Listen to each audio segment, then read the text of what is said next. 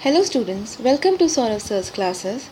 This video is Time, Speed and Distance Part 3. In this video, we will learn about some of the other important formulas that would be useful to solve the problems based on train. In the previous video, I have already given some of the formulas that are useful to solve the problems based on train.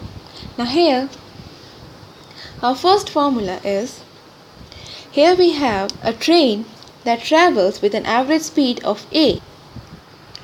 Average speed of A when it is traveling without stoppage, and when it is traveling with stoppage, it covers the same distance at the average speed of B.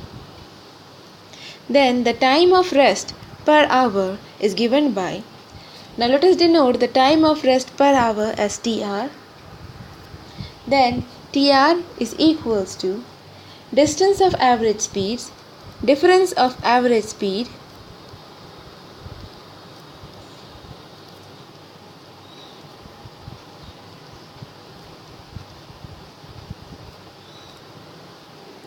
it is difference of average speed divided by speed without stoppage.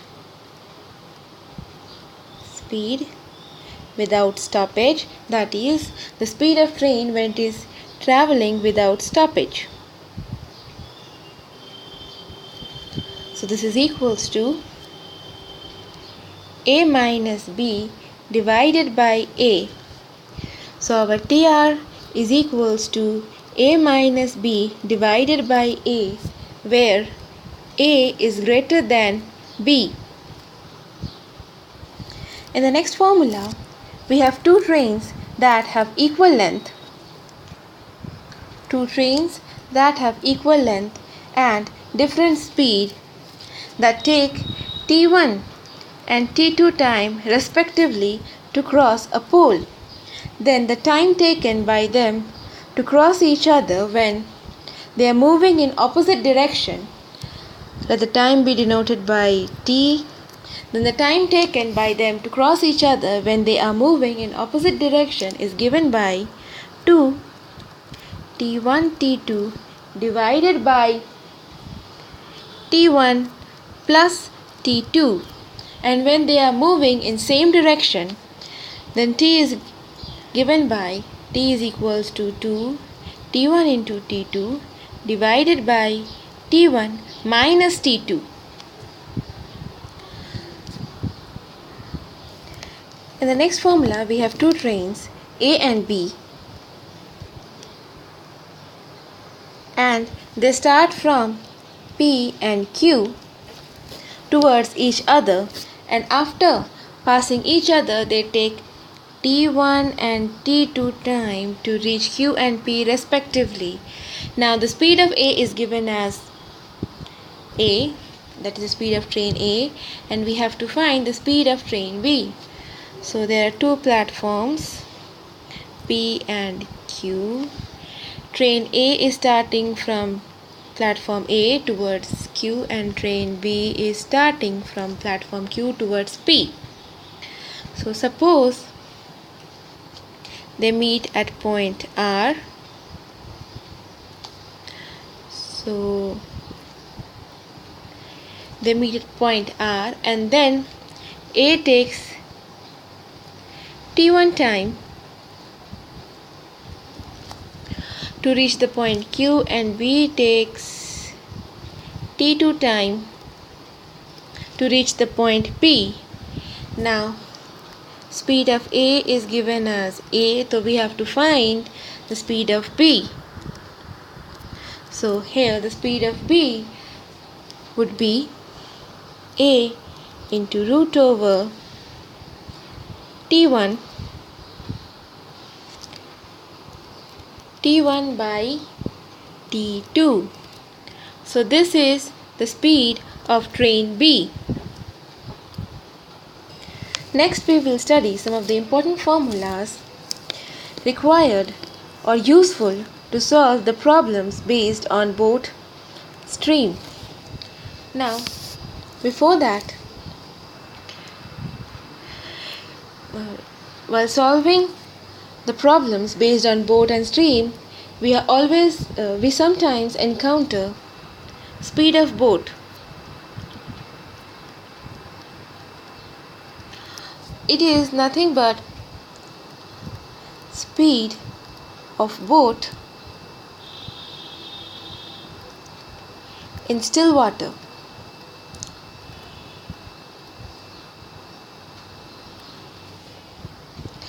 That is denoted by B.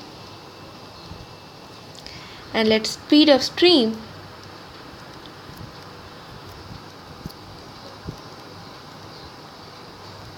be denoted by S. Then there are two types of motion. First is downstream motion.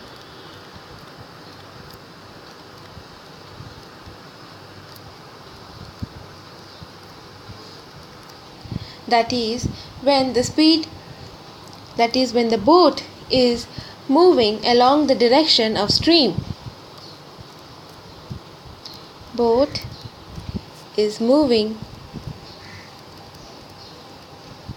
along the direction of stream. And upstream motion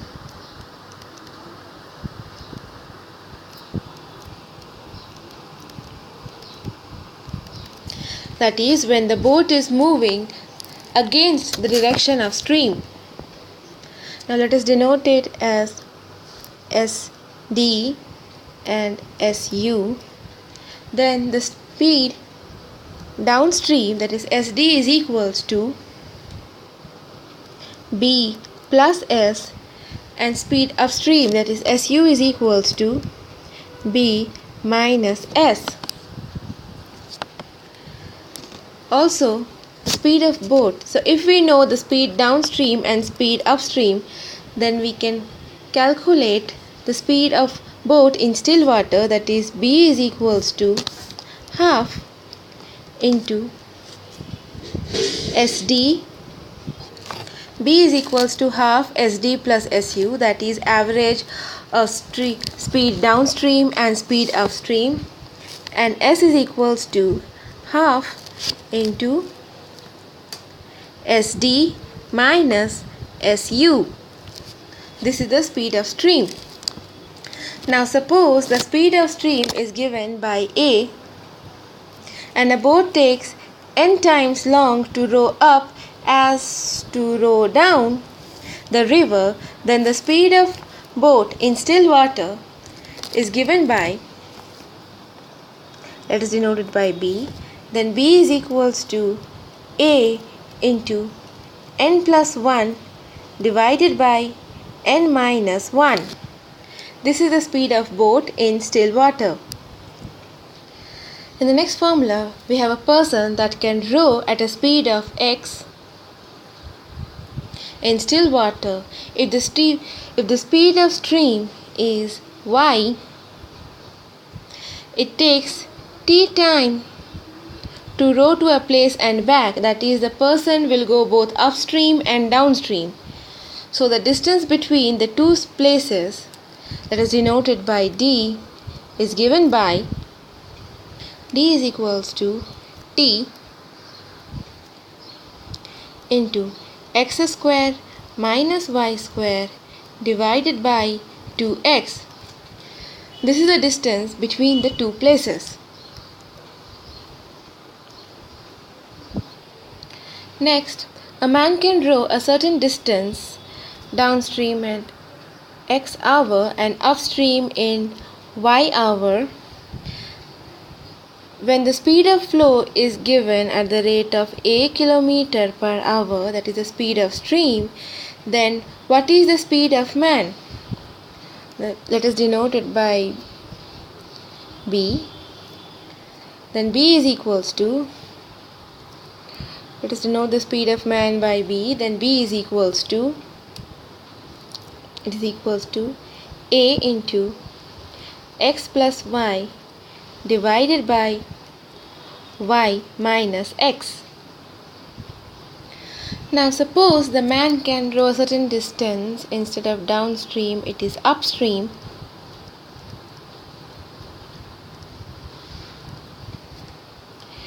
in x kilometer in x hour and return, that is the journey downstream, in y hour.